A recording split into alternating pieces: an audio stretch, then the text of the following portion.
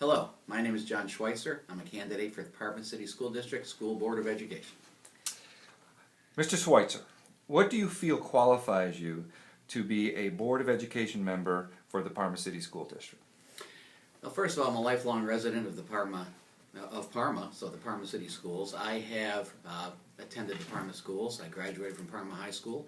My two children have attended and graduated from the Parma schools. I have a grandson and a granddaughter currently in the Parma schools. I taught in the Parma schools for over 20 years, where I was a teacher, coach, department head. I then became deputy principal of Parma High School. Then had the opportunity to become the principal of Mentor High School, which at the time was the largest high school in the state.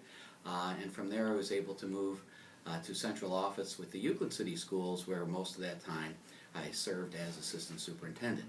I think all those different positions and all the chairs I filled give me a unique opportunity to help the Parma City School District and help create avenues to solve situations and to solve problems and to work with teachers, staff, students, and move the Parma City School District forward. I've also been very much involved in the city of Parma by sponsoring youth rep programs and coaching for over 30 years. Thank you. If elected to the Board of Education, what would be your top priority? Well, the top priority is always children. Top priority has to be children. Right now, I think to help the children, the staff, and the Parma schools the most, the first thing that has to happen is we have to change the process of which decisions are being made by the school board.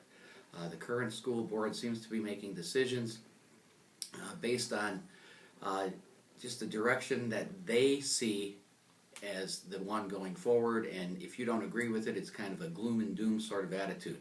I would reach out to more community members. I would hold small meetings in apartment buildings, churches, elementary schools, and so on, to try to gather as much information as possible.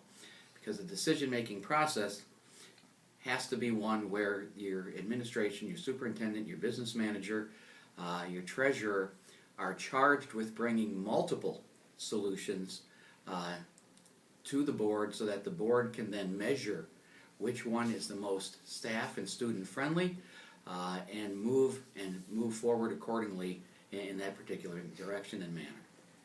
Thank you. Trust is currently an issue concerning the Board of Education within the three communities. How would you go about changing this culture of skepticism?